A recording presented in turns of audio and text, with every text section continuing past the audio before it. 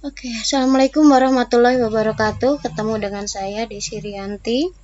Saya memperkenalkan diri sebagai mahasiswa STEMIK Bani Saleh semester 6B malam. Di sini saya akan membawakan mengenai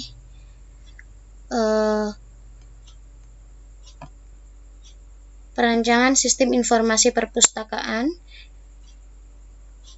berbasis Android pada SMA-1 Cibitung.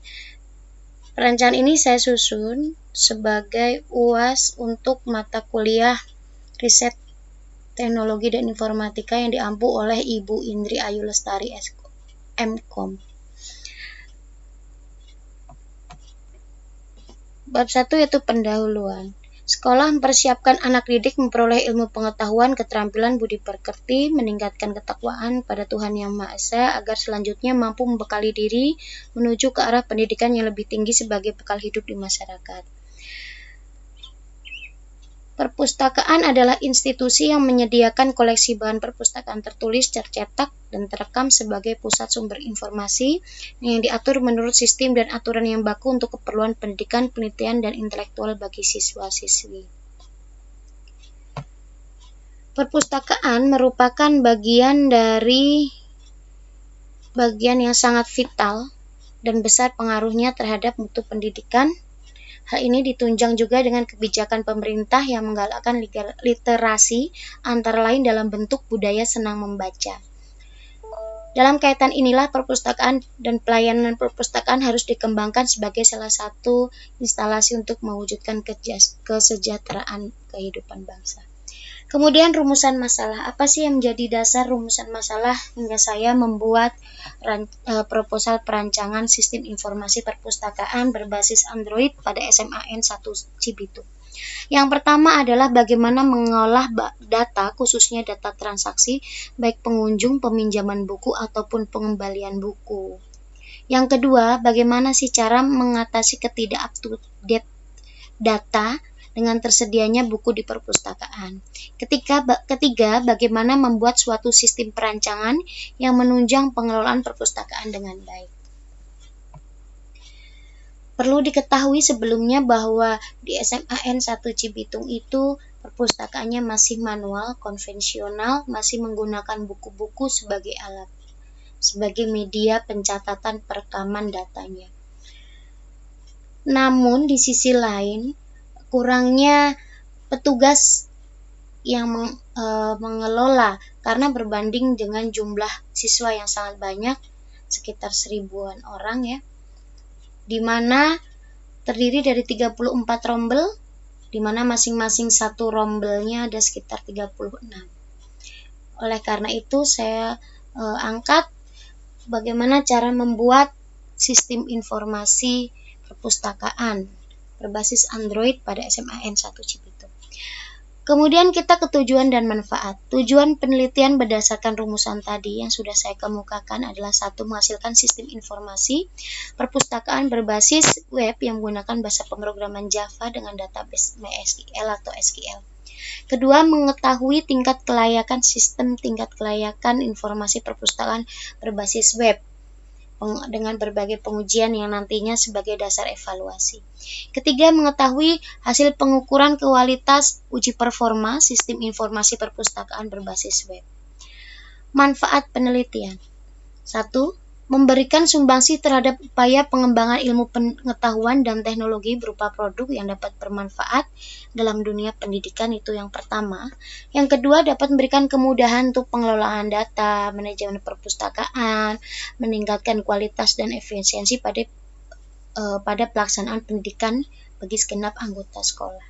Kemudian yang ketiga, memberikan wawasan bagaimana cara menyusun pembuatan pengaplikasian sistem informasi perpustakaan dengan terjun langsung di lapangan, sehingga penulis itu dapat mengetahui kendala apa sebenarnya yang terjadi. Ruang lingkupnya di sini meliputi transaksi peminjaman, pengembalian buku, statistika pengunjung, apakah ada kenaikan atau ada penurunan, lalu hubungannya di sini dengan digalakannya program pemerintah yaitu literasi budaya senang membaca. Kemudian di sini ada data ketersediaan buku, kemudian database transaksi dan buku, aturan peminjaman buku, dan denda. Berikutnya adalah landasan teori. Landasan teori adalah seperangkat definisi, konsep, dan proposisi yang telah disusun rapi dan sistematis tentang variabel-variabel dalam sebuah penelitian.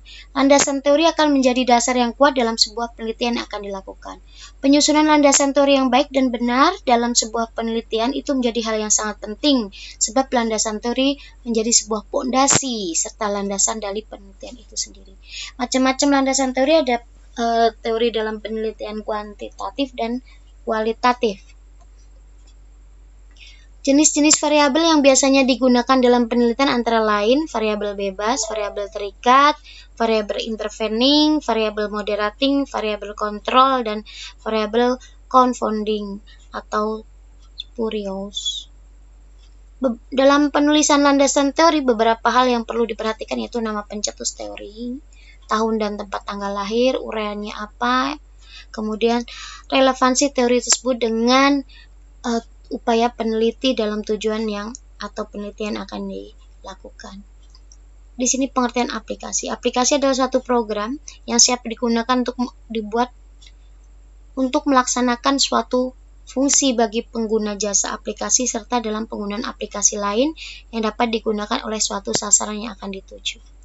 Android merupakan sebuah sistem operasi untuk smartphone berbasis kernel Linux yang merupakan platform terbuka sehingga pengembang dapat dengan bebas mengembangkan aplikasi dan teknologinya itu bersifat open source, terus berkembang dan selalu terbuka sehingga siapa saja dapat menggunakannya. Di sini kita juga menggunakan use case diagram atau dalam bahasa Indonesia sering disebut dengan use case. Diagram use case yaitu salah satu diagram yang ada dalam Unified Modeling Language yang digunakan untuk memodelkan aspek perilaku sistem dari sistem yang akan dibuat dan untuk merekam persyaratan fungsional dari sebuah sistem. Berikutnya adalah kelas diagram. Kelas diagram adalah diagram yang menunjukkan kelas-kelas yang ada dalam sebuah sistem dan hubungannya secara logika. Kelas diagram ini menggambarkan struktur statis dari sebuah sistem. Kemudian activity diagram menggambarkan berbagai alur atau aliran aktivitas dari sistem yang sedang dirancang, bagaimana mereka berakhir.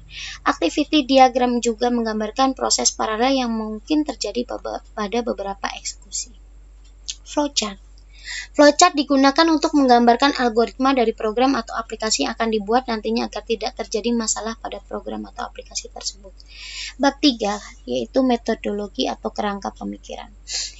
Kerangka berpikir dalam penelitian di sini, kebetulan di SMA 1 Cibitung ini, didasarkan pada kebutuhan akan sistem informasi perpustakaan yang mencakup semua pengelolaan transaksi peminjaman dan pengembalian buku, statistik pengunjung, update data buku di perpustakaan, dan untuk dapat membantu petugas memberikan kemudahan menggunakan sistem aplikasi perpustakaan berbasis Android, di mana siswa dapat mengetahui daftar buku yang masih ada atau data buku yang masih tersedia yang bisa dipinjam. Kemudian siswa dapat minjam buku melalui pemesanan via handphone agar petugas menyiapkan dan mendata terlebih dahulu baru bisa diambil. Pada saat transaksi pemesanan tersebut terjadi, di situ sudah tertera data buku yang ada, lama peminjaman, tanggal pinjam, tanggal kembali, denda, dan sebagainya. Nah, ini kerangka berpikirnya ada rumusan masalah, rumusan masalahnya adalah bagaimana membangun sebuah informasi perpustakaan berbasis Android. Metode yang digunakan menggunakan metode waterfall metode air terjun dari atas ke bawah. Kemudian pengembangan software masih menggunakan model waterfall modeling. Kemudian ada analisa, perancangan, implementasi software, kita gunakan Java dan database-nya MySQL. Uji hasil, kita lakukan pengujian. Langkah-langkah penelitian. Pada tahap awal, penulis akan memulai studi kasus dengan menentukan latar belakang tadi sudah, kemudian merumuskan juga sudah, kemudian agar lebih terarah, terfokus. Kemudian kedua adalah tahap pengumpulan data dengan cara observasi atau wawancara kepada pihak yang terkait atau bertanggung jawab dalam pembuatan aplikasi sistem ini. Setelah data dikumpulkan, data akan dianalisis terlebih dahulu untuk dapat digunakan ke tahap selanjutnya, yaitu tahap pengembangan sistem. 3. Tahap pengembangan sistem. Tahap ini diawali dengan melakukan analisis sistem yang dibutuhkan oleh SMA N1 Cibitung berdasarkan hasil analisis data pada proses sebelumnya atau studi literatur pada data itu. Kemudian yang keempat adalah tahap kesimpulan dan saran. Dilakukan penarikan kesimpulan terhadap sistem yang dikembangkan dan memberikan saran untuk perkembangan sistem selanjutnya. Metodenya ada metode observasi dan metode wawancara, tadi sudah. Kemudian evaluasi kinerja. Di sini kita lebih menitik beratkan pada transaksi biar agar cepat tertangani. Di situ ada peminjaman, pengembalian, kemudian ada statistik data untuk pengunjung, apakah banyak yang sudah melaksanakan program membudayakan membaca. Kemudian data buku yang keluar dan masuk akan mudah diketahui dengan cepat. Besaran denda dapat diterapkan secara tegas dan kontinu. Terus kejadian-kejadian lain juga dapat terekam, dapat dengan mudah membuat laporan-laporan baik itu harian, mingguan, bulanan, triwulan. Oke, di sini yang terakhir yaitu jadwal pelaksanaan kegiatan. Ya, saya ambil setengah 6 bulan ya, atau setengah tahun. Kita selalu melakukan studi literatur, kemudian observasi wawancara ada di bulan pertama, kedua. Kemudian kita analisis hasilnya ada di bulan kedua.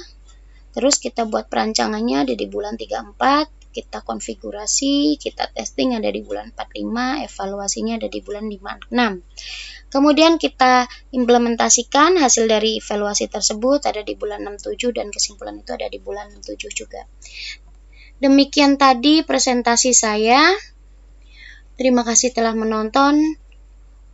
Assalamualaikum warahmatullahi wabarakatuh.